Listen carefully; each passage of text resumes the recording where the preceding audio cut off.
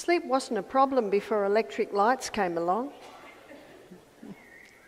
People went to bed when the sun went down. And if they did anything, you couldn't do much under candlelight, is that right? But insomnia is a huge problem today. And there are a few reasons. So we'll put our resident why here. Why? Why are people having trouble with sleep?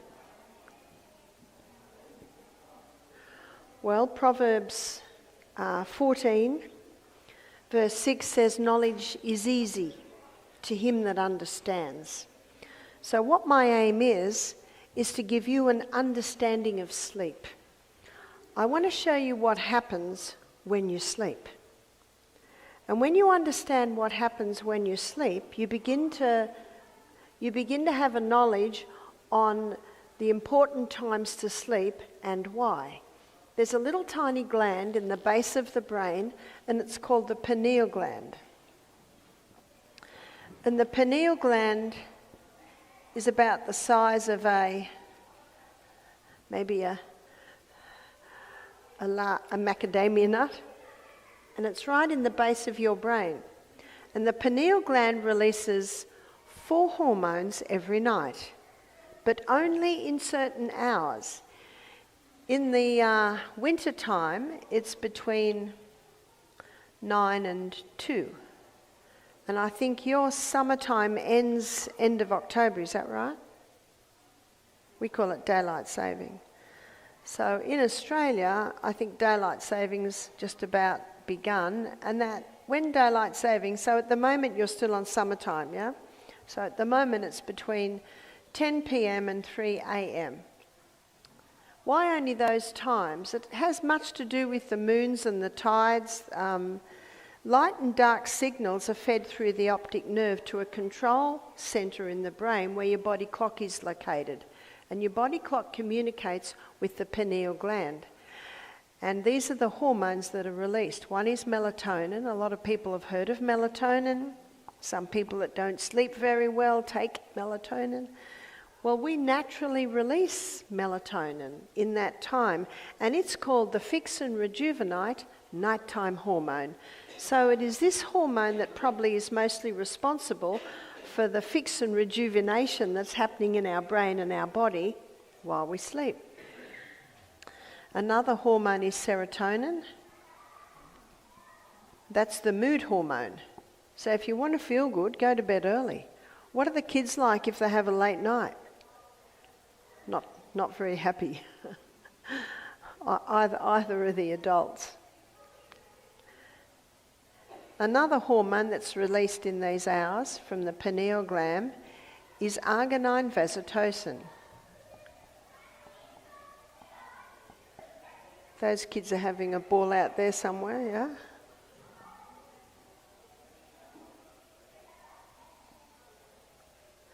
Arginine vasotocin is our natural painkiller.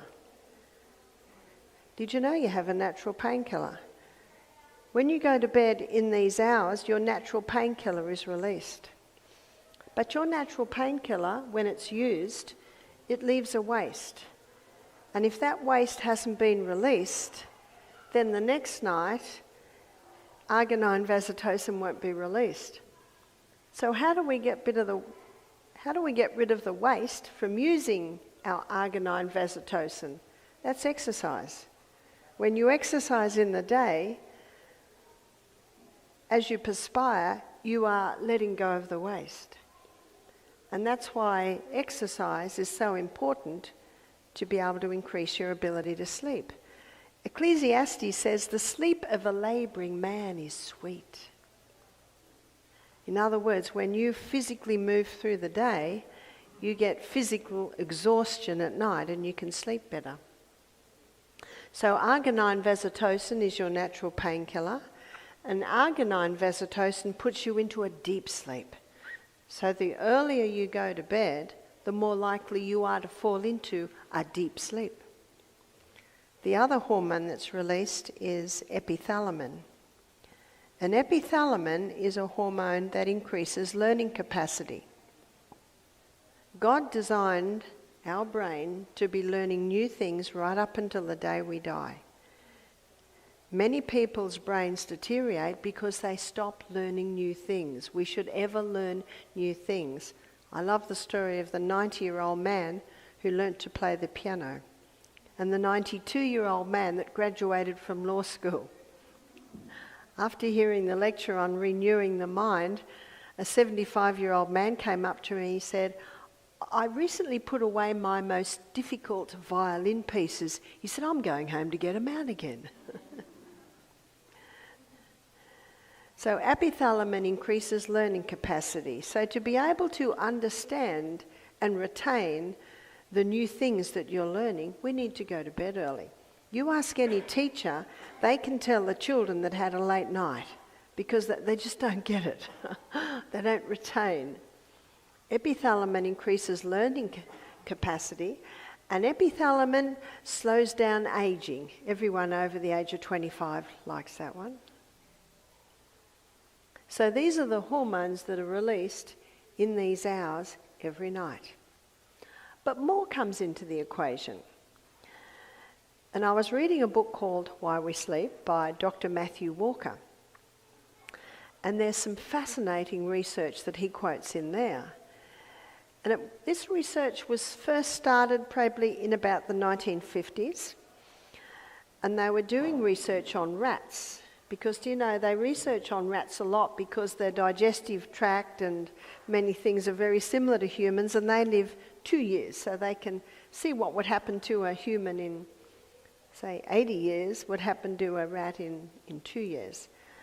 And they found that there were periods of the night where the eyes, the eyelids are closed, but the eyes are active and moving, and then there are periods of the night where the eyes were still.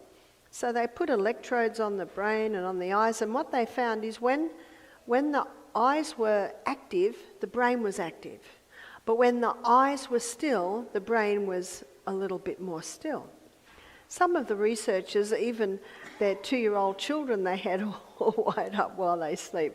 And, you know, they had lots of volunteers come in. Sometimes they did it on themselves, and they found that across board the same thing was happening.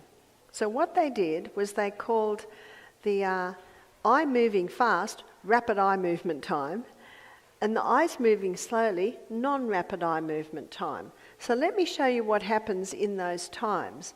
So in non-rapid eye movement time, they found that in the brain there's a courier service happening. Now, all through the day, everything that happens to us is stored in our hippocampus back here. It's called the short-term storage unit. While we sleep, there's a courier service that takes all of those memories from the day up to the cortex up the top. So that's a courier service happening in non-rapid eye movement time. The other thing that's happening in non-rapid eye movement time is the cleaning system. We just mentioned that. The lymphatic system. So cleanings happen. What they found is that the brain cells seem to shrink up a bit, allowing more fluid between them, and so this cleaning system is happening. So what's cleaned up? Waste from neuronal activity, waste from the combustion of glucose and oxygen in the energy cycles in the cell, but also negative emotions, which we just discussed. And that happens after we make the decision to forgive. So when we forgive, that seems to trigger this lymphatic system to start cleaning up the waste. So these are the two things that happen in non-rapid eye movement time. In rapid eye movement time, this is where dreaming happens. No wonder the eyes are moving fast. The dreaming. Also in rapid eye movement time is a filing system. Now what Dr. Matthew Walker was amazed at in the research that he was doing, and he's an atheist, and this is what he said. He said it's almost as if sleep has an intelligence. This is an admission from an atheist. And if I was there talking to him, I'd say, of course, mate, it has an intelligence. It was designed by God. These incredible things were designed by God to happen at that time, in the night. So what's happening with the filing system, remember the courier has brought all the day's memories up to the cortex. And what appears to happen is the dreaming that happens, the dreaming that happens, have you noticed things from long ago, things you're thinking about through the day, all sorts of things come up. And it appears that that happens so that the brain knows how to file. He says, the filing is done in order. Isn't that incredible? So negative things that happen, there's a negative section. Wonderful things that happen, that goes into the wonderful section. And that caused Dr. Matthew Walker to say it's as if sleep has an intelligence. And of course it does. The intelligence is God. So filing happens in rapid eye movement time. This is where our inventions happen. My father was an inventor, and my brother is an inventor. So I grew up with Dad and Dave, who were both inventors. In fact, every machine that came to our house, Dad and Dave pulled the whole thing apart and pulled it all back together. So I grew up with inventors. But I think it's something we all have in us, and you could almost say it's also creativity, isn't it? Something else happens in rapid eye movement time, and that is a consolidation of the things that you learnt through the day. You could say a consolidation or a confirmation of the things you learnt through the day. Dr. Matthew Walker found that these happened in 90-minute intervals. So let's have a look at that. So let's do my favourite, 9 to 5. So the first 90 minutes is 9 p.m. to 10:30. So from 9 p.m. to 10:30, non-rapid eye movement takes up 80%.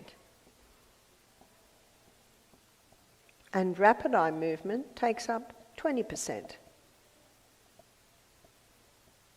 So it's in the first part of the night that most of the cleaning happens.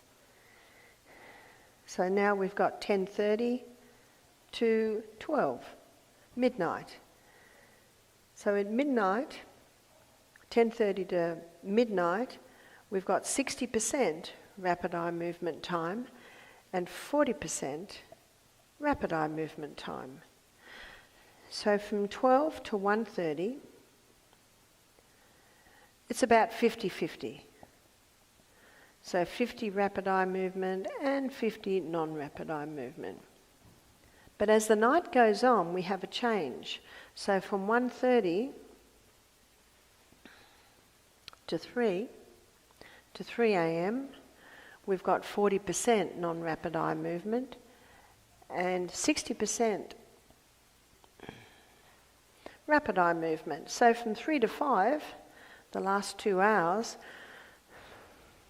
we've got 20% non-rapid eye movement time and 80% rapid eye movement time.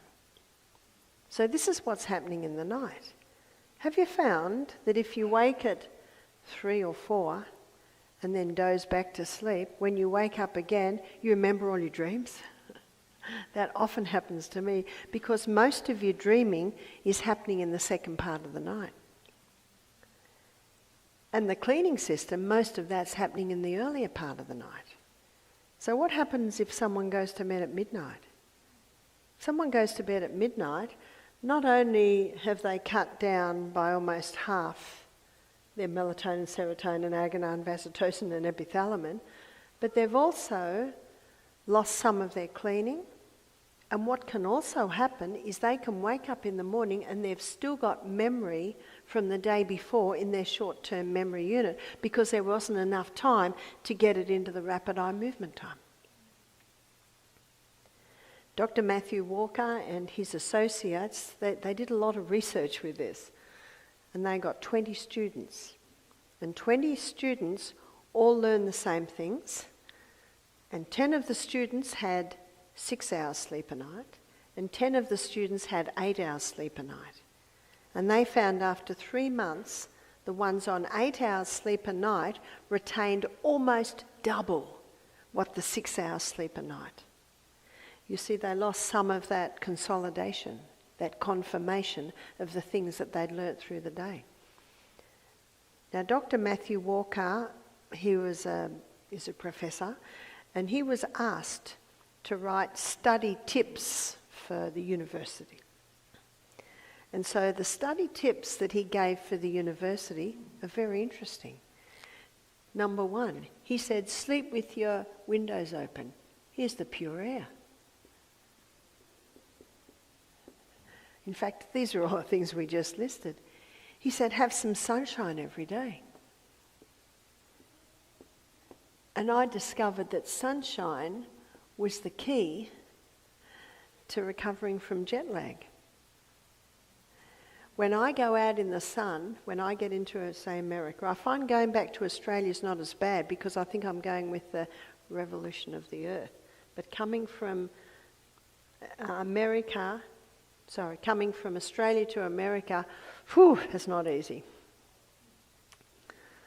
But I discovered that if I sat in the sun and I put my head up to the sun with my eyes closed and let the sun's rays go through my eyelids, and then I put my head down after about 30 seconds and open my eyes and just sit outside, then I sleep the next day.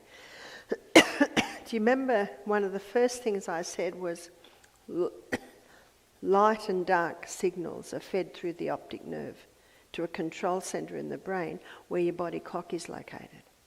And the body clock communicates with the pineal gland. So sunshine in the day helps us to sleep better at night because it resets that body clock. It's called your circadian rhythm. You've heard of the circadian rhythm? It is reset by sun's rays going through the eyes. Now, I never suggest we look at the sun. Our eyes will tell us not to do that. You could look at it today, though, couldn't you? It was a funny, hazy ball behind the clouds. But those sun's rays help to reset the circadian rhythm. Dr. Neil Nedley, he found that up to 80% of his depressed people, their circadian rhythm was out. He also found that a lot of his depressed people were going to bed very late.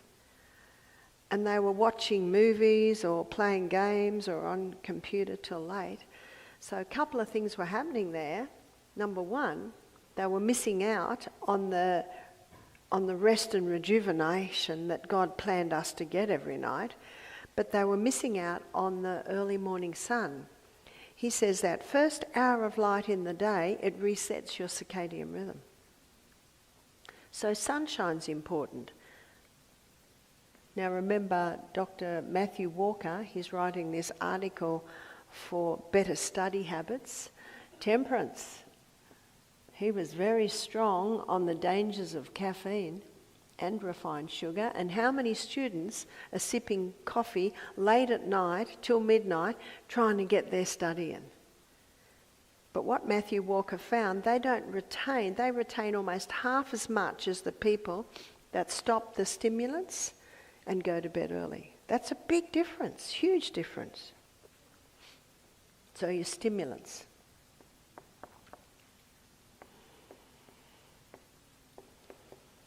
We'll put a big no there, no stimulants. And of course 4, this is 8 hours sleep a night. 8 hours, not negotiable. When I turned 50, I found that I started to have about 6 hours sleep a night and I felt good. I used to tell people, since I turned 50, I don't need as much sleep. Once I read this book, I very quickly have trained myself back into 8 hours. Because that's the danger of the 6 hour. You feel okay, but it's a great deception because all of these things aren't happening. What Dr. Matthew Walker showed is that people with Alzheimer's little amyloid plaques. In every case of Alzheimer's, they found little amyloid plaques, which are like little calcified deposits building up in the prefrontal cortex. Now, when someone's got Alzheimer's, how's their reason, intellect and judgment? It's not there, is it? It's not there.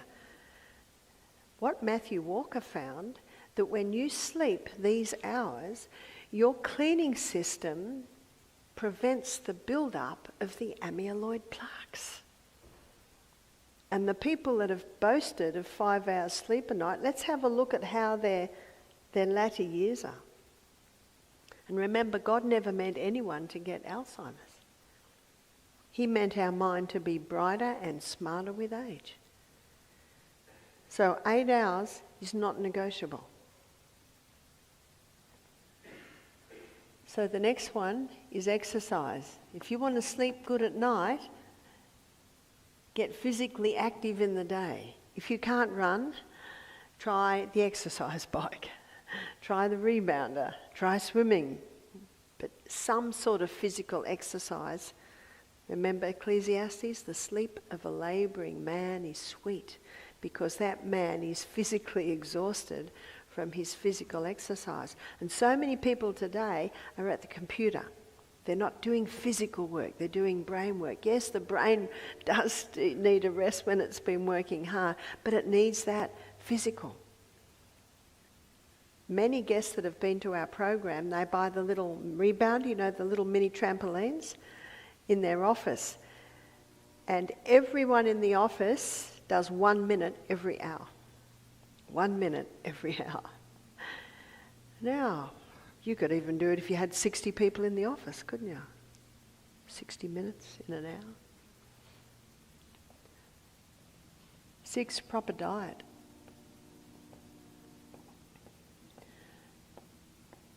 Now, what we're going to talk about here is timing.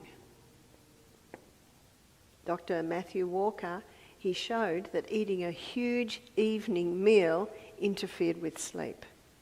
When we sleep at night, our stomach wants to sleep.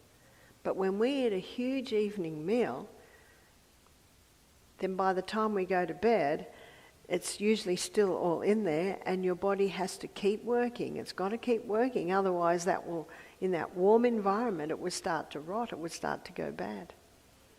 So eating breakfast like a king, lunch like a queen, and tea or supper like a pauper.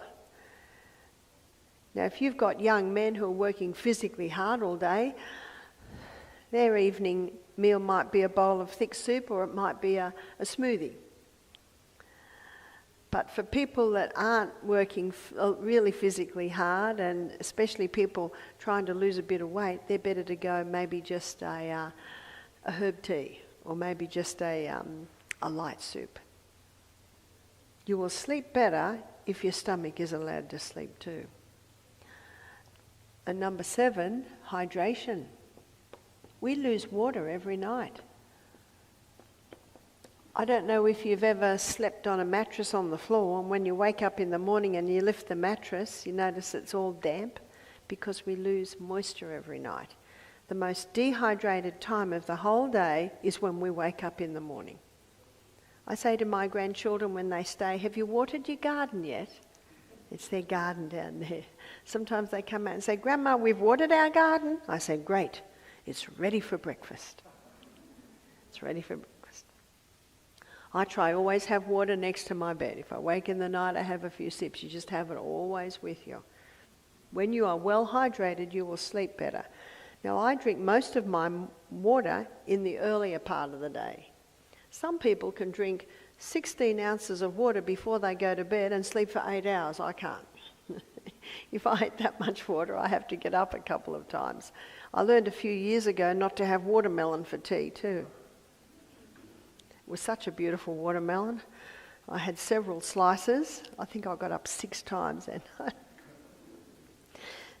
And yet some people don't. You've got to get knowing what you can do. So I try and have probably only about 2 glasses of water in the afternoon before I go to bed, and then I can usually sleep the whole night. Something that keeps most people awake. Most people that can't sleep worry. Have you heard of the chat room? My brain tends to go into the chat room if I wake in the night. Now, what am I going to do about this? Now, I'll do, and I'll solve this. I'm a problem solver. I'm always trying to solve. And if you stay in the chat room, you'll never go to sleep. So how do you get out of the chat room? Well, there's lots of things you can do to get out of the chat room. You can hum hymns, songs. You can, what I do is I recite Bible verses.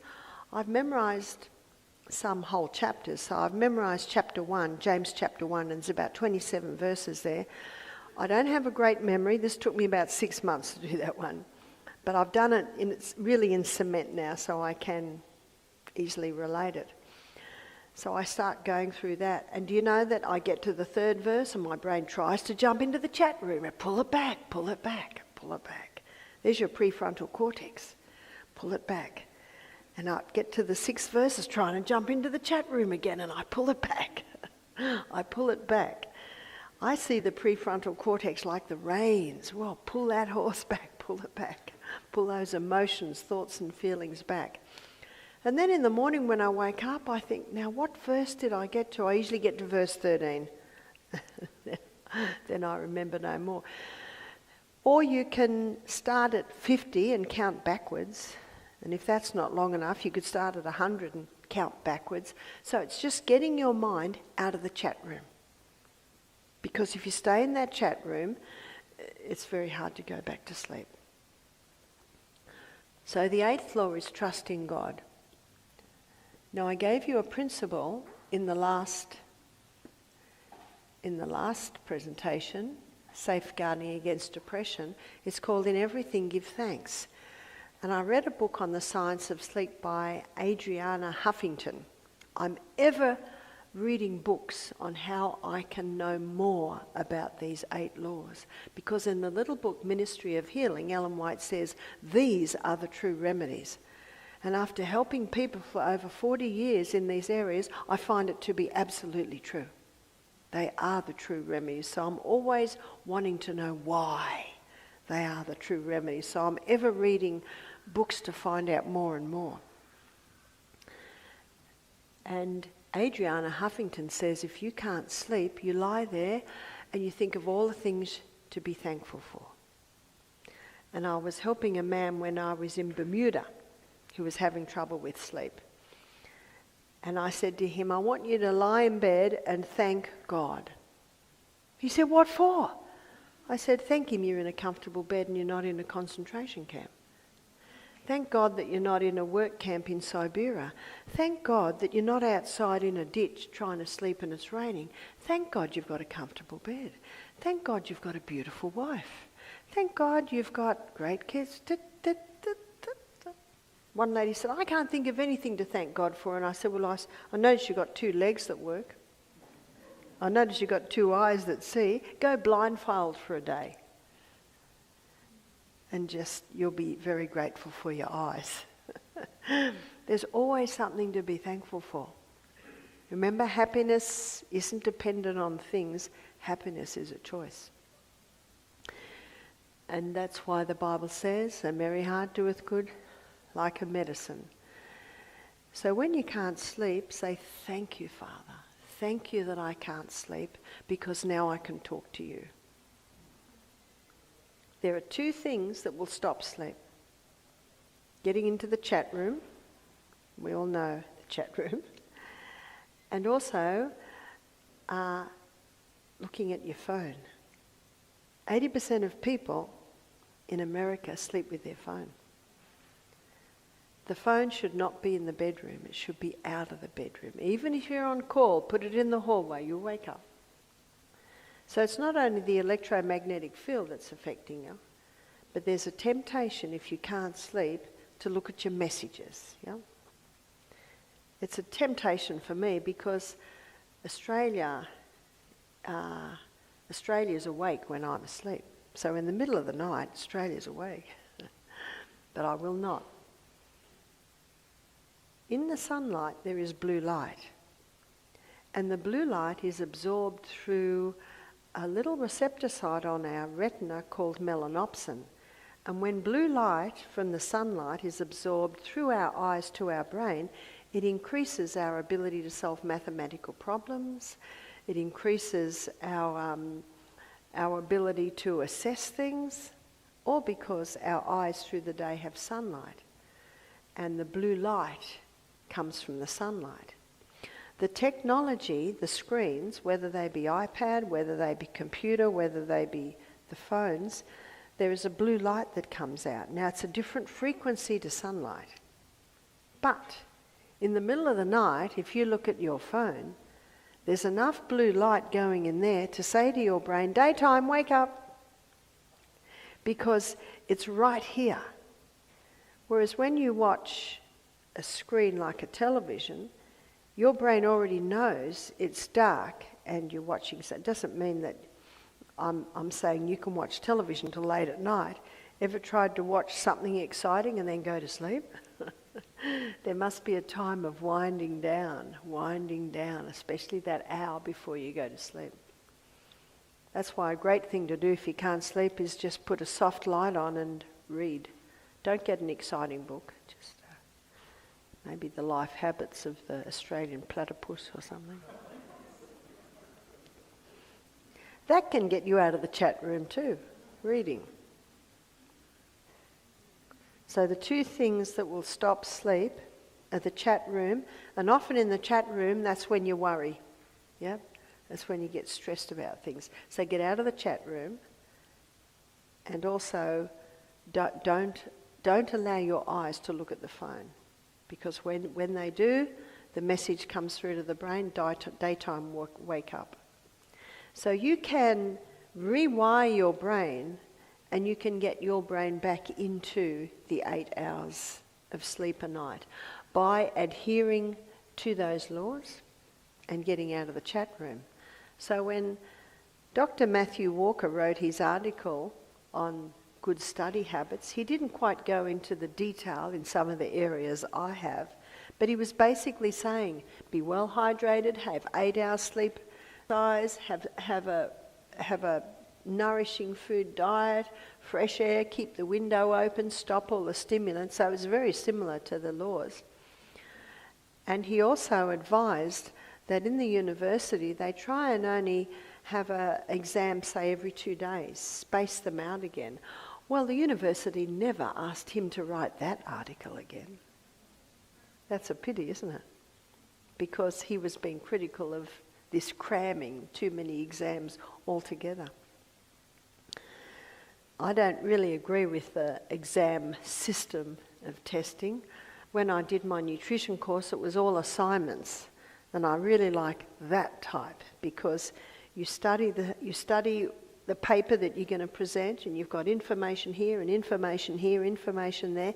Then you bring it all together, and by the time you've actually submitted your assignment, you've read the whole thing probably 50 times, and that repetition deepens the impression, and repetition is the mother of retention.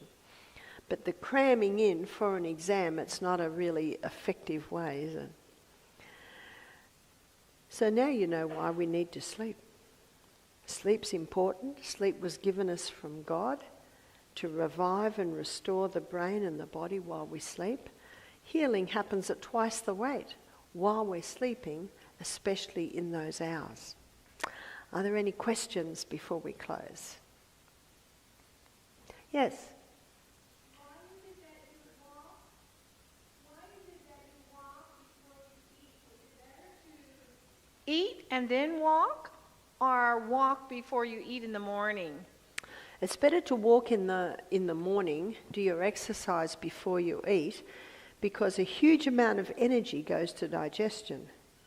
So if you do, a gentle walk after you've eaten is fine, but if you're going to do the high intensity interval training and running up and down hills, a huge amount of energy is going to be pulled to your legs to get you up the hill, and the stomach's going to protest because a huge amount of energy goes to digestion.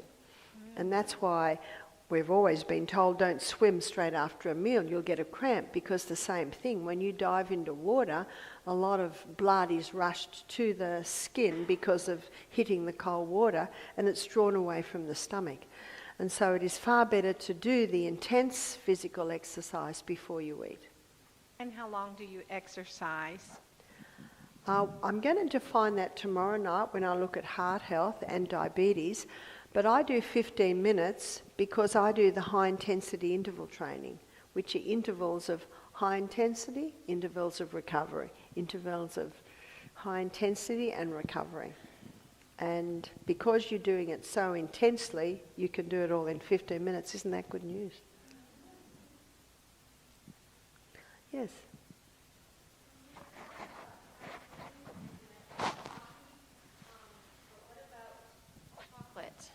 What about chocolate? There's not much chocolate. I mean, there's not much caffeine in one little square.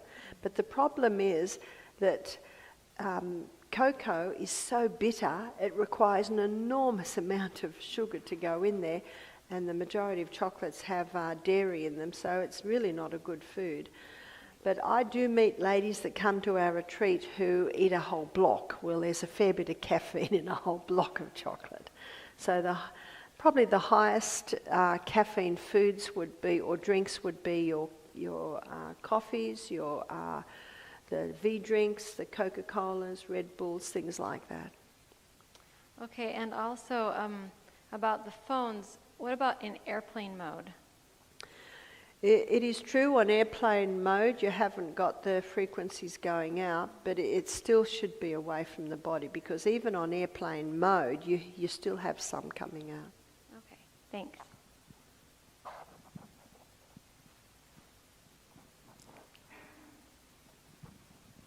Is supplementation with is melatonin beneficial or harmful? Is supplementation with melatonin beneficial or harmful? I don't advise supplementing with melatonin because it hasn't been used long enough to know the full effects. But if someone is really struggling with sleep and the melatonin is helping them, I don't tell them to stop. I say, well, it is helping you, so that is good, but what you could do is you could try a few other things and alternate it so the body doesn't get so dependent on it. And when you keep putting something into the body that the body makes, the body can make less of it, which is what you don't want. So there is another herb that's a mild tranquilizer, a mild sedative, and it's valerian. And I have spoken to some people that have said that's been really good. For people that really struggle with sleep, something like valerian, melatonin, they can get the body back into the habit of sleeping. Thank you.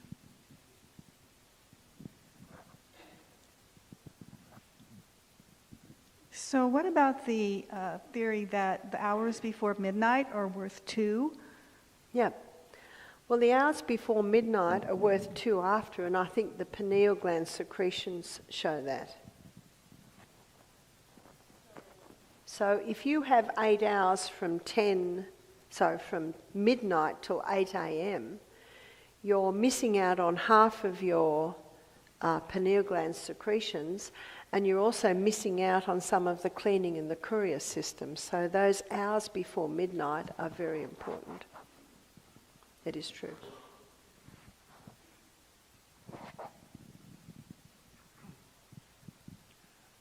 So herbal teas, as long as they're decaffeinated, are okay? Sure, yeah. How about naturally decaffeinated coffee, not the chemical process?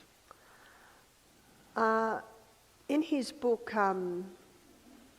Caffeine Blues, the author shows that there can still be some dangers there.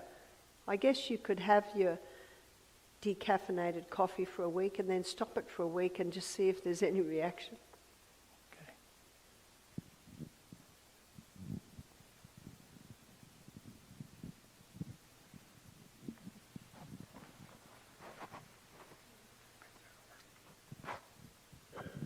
So I have a family member with fibromyalgia, and they sleep around the clock, multiple hours.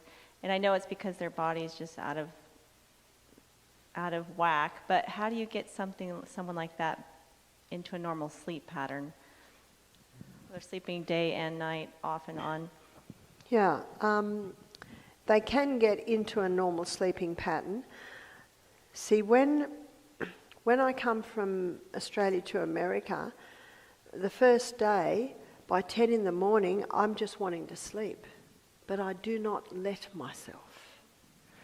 I jump up and I start to do a whole lot of things, and I speak to people who suffer from jet lag for weeks, because as soon as they get tired in the day, they go to sleep. So it would be a similar thing with this, is that there's a discipline needs to happen, is don't let yourself sleep. If you're feeling tired, have a shower, go for a walk, dig a garden, do something, but don't let yourself sleep. So if that person wants to, they will be able to get back into a better routine. Two little questions. Oh, I thought I heard somebody else. If you're off on your sleep, the circadian is really off, do you recommend just cold turkey starting, or cold veg you mean, starting the right pattern, or is it better to do incremental dose? It depends on the person, but for some people who go to bed at midnight, the first week they'll go to bed at 11, and then the next week they'll try 10, and then the next. So you have to work with what the person can do and is comfortable to do. And then the last question is, this is amazing, but then there's all these healthcare workers that people go to for care, and they've got the night shift, so they're not their brain isn't very awake to help those people that come for help. That is true. That and Dr. Matthew Walker shows that there are more accidents from sleep deprivation than alcohol. And that's not lessening the accidents that happen because of alcohol, but he shows that when someone's drunk, there's a bit of a reaction, but when someone falls asleep at the wheel, there's no reaction. Wow. And he cites that to show that, this is a huge problem, people falling asleep because they're not getting enough sleep. Right. I meant to say the healthcare workers that are in hospitals or such. That's right. And someone has to do night duty. So I say to people that do night duties, do as little as possible. And definitely when your days are off, go into the early nights. And what some people find is that when they get home from night duty, they won't have anything to eat. They'll go straight to bed and they'll sleep 4 hours. And then they might wake up at 10 or 11, and then they'll exercise, have a hearty meal, and they'll stay awake till maybe later in the afternoon, maybe till 5 o'clock, and then they'll have another, depending on when they start. A lot of night duties as nurses will start at 11. That's when I used to start. And then they'll have another 4 hours then. So a lot of them find those 2 bits of 4 hours where they're getting a little bit of the morning and a little bit of the night. And exercising in the day can help them get through those periods of night duty.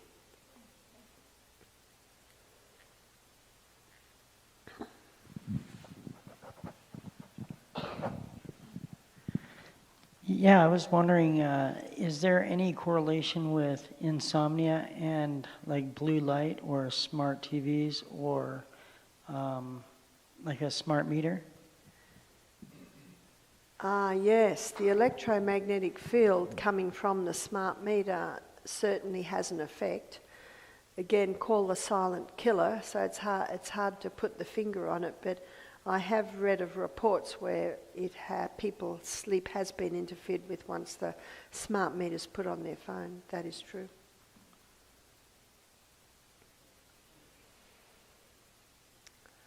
Well, that must be all. I think everyone's dying to get to bed, eh?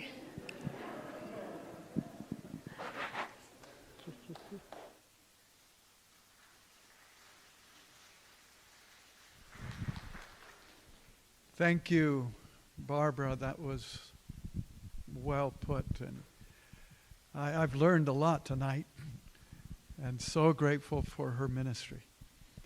Well, we do need to get going, get to bed on time, and implement some of these, the principles that we are learning. So let me ask you to stand, and we're going to have a word of prayer before we are dismissed. Father in heaven, we are so thankful for the opportunity to learn.